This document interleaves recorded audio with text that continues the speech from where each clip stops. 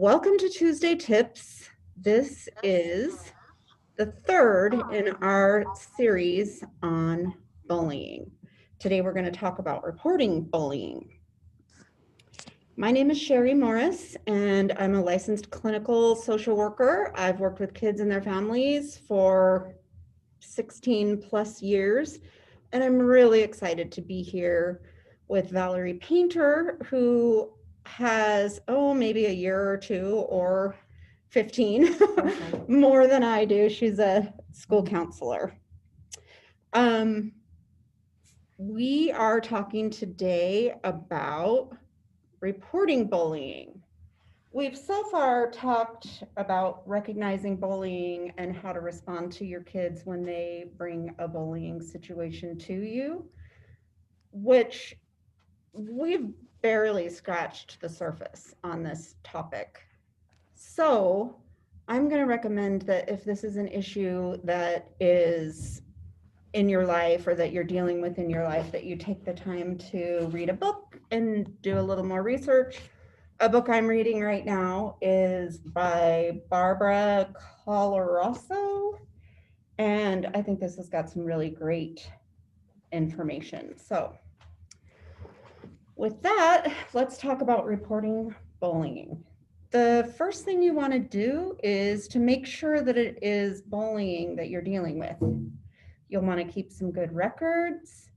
There's a special way to treat and report cyberbullying, and you'll want to be prepared for talking to your child's school. And finally, we'll give you some resources, things you can look up on your own. To review, bullying is unwanted aggressive behavior that involves a real or perceived power imbalance. The behavior is repeated or has the potential to be repeated over time. The first thing for me to say in dealing with helping your child report bullying is to stay calm yourself. You want to help your child feel calm and protected. Let them know that you'll take care of whatever it is that they need and that their safety and well-being is priority to you.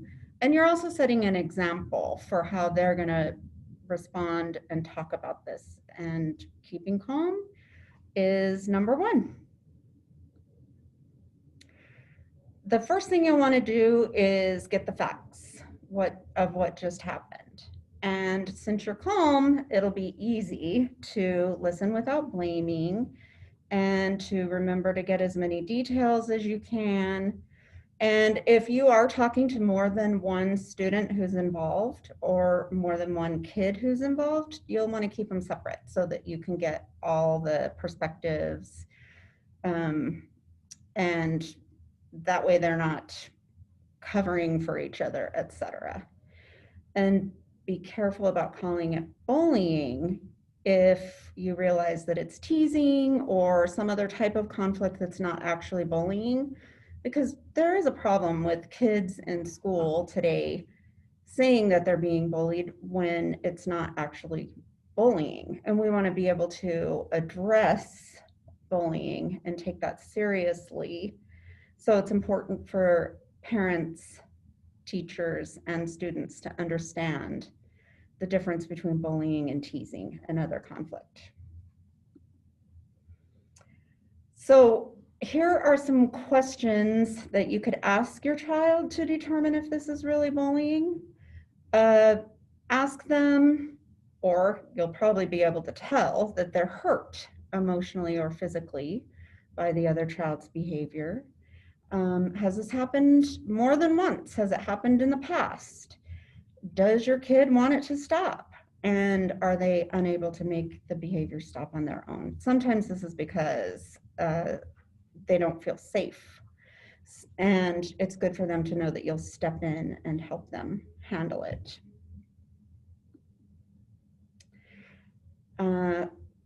As we mentioned, you'll want to be able to tell the difference between teasing and bullying. So as you're listening and eliciting facts, you can listen for clues to tell you if it's conflict. there's a disagreement and kids just don't have the skills yet for solving their own conflicts or their own problems. Someone might just be being mean. This happens a lot with siblings.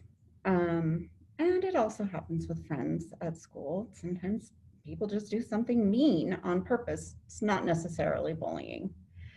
And teasing, that's a big one that I've seen at school. Kids sometimes equate teasing with bullying.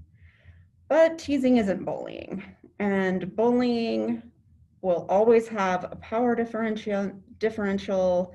It's either happened before or has the potential to happen before or happen again, and it's happening on purpose. So now that you've determined that it is bullying that you're dealing with, we're going to give you some tips for reporting this to school and possibly law enforcement. With that, I will hand it over to my colleague, Valerie Painter.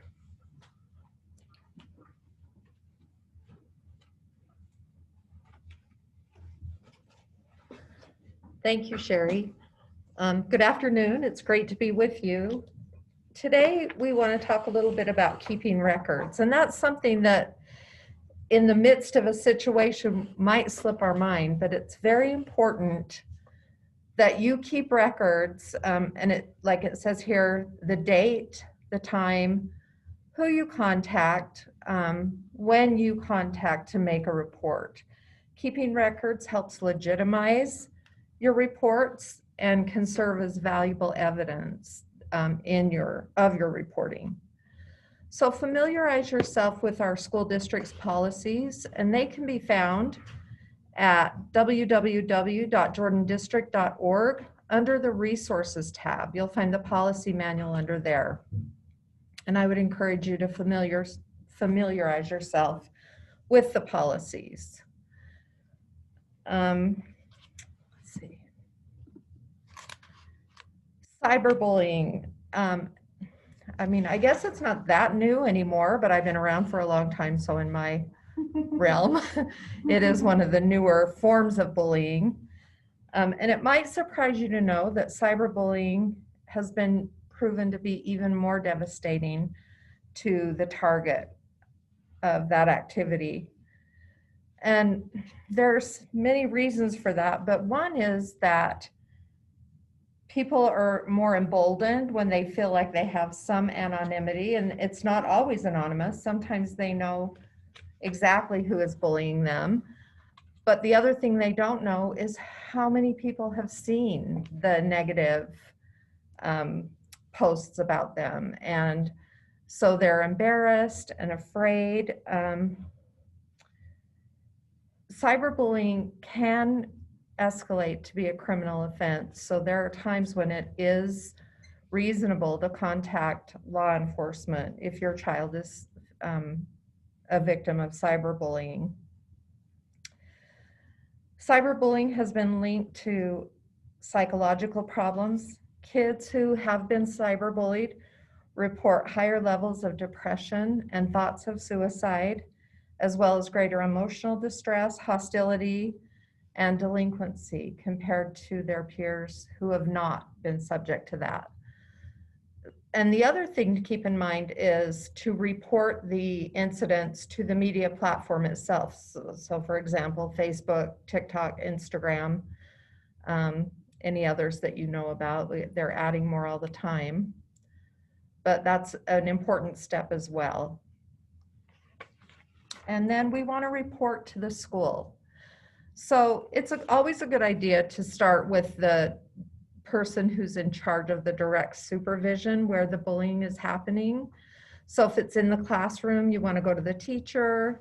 If it's after school, the after school teacher. If it's a playground at an elementary school. And then if you feel like your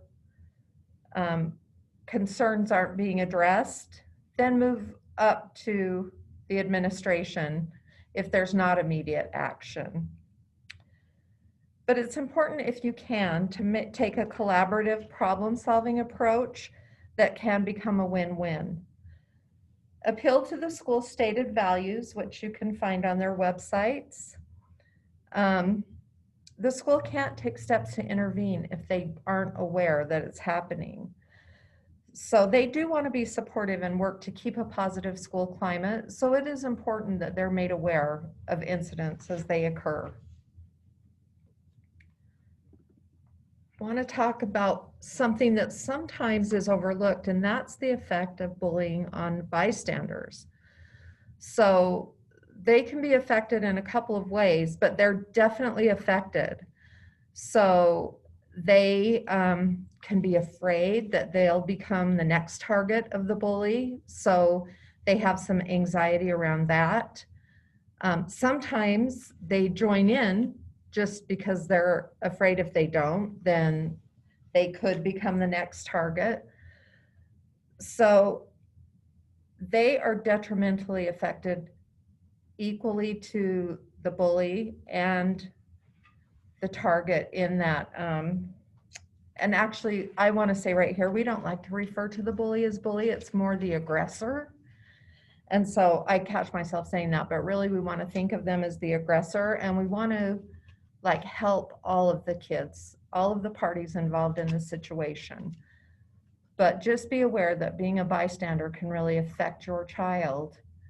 So they a lot of times feel like they're powerless in this situation, and that can lead to feelings of guilt, especially if it's one of their friends that's suffering. So you can empower them by giving them some strategies to help them feel a little more in control. So you could encourage them to reach out to the target and let them know that they're supportive and that they care about them. They could, you could encourage them to report it to their teacher or somebody they feel safe with. And if they're really comfortable, or if they know that the child being the aggressor, they could talk to them privately, not confront them in a group situation. But if they felt safe to do that, that would be good. Again, you should follow up with the school if your child reports this to make sure they're aware of the situation, and keep a record that tells the date, who you spoke with, and what outcome you get from that contact. Then finally, and this is often with older kids, but there are times you might need to call police right away, or get some medical attention. So if a weapon's involved, if there are threats of serious injury, if there are threats of hate-motivated violence, such as racism or homophobia, if there's serious bodily harm or sexual abuse of any kind, or anything that, excuse me, seems to indicate illegal activity.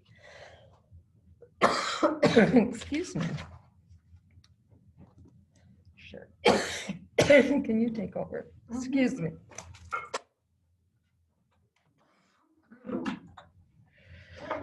And as we come to the close of our quick little lesson on reporting bullying, it's important to remember that when your child has been talking to you about a bullying incident, it's important to spend a little extra time with them and give them a little TLC so they feel supported, and so that to kind of lessen the negative effect of bullying. Some resources for you are definitely your child's school, and like Valerie mentioned, the district website has information on our values and also our school policy. You can go to the committeeforchildren.org. Some of our schools are using a bullying prevention program from the Committee for Children. There's tons of free information and many resources for parents there. You can also go to stopbullying.gov. That is where we get a lot of our information for this, these units on bullying. You can also, if you're concerned about cyberbullying, go to the Cyberbullying Research Center. You can email any questions that you have to us at wellness@jordandistrict.org, and we're happy to email you back with resources or suggestions. So don't be shy about emailing us. Thank you. The next time we meet, we will be talking about cognitive flexibility and adapting to change. Super important during these times. And oh, in 2 weeks, sorry about that. It says next week on my slide, but it should say 2 weeks from today. And is the date that day, Rachel, the 10th? Yep. Okay. So we will see you again on the 10th when we talk about adapting to change.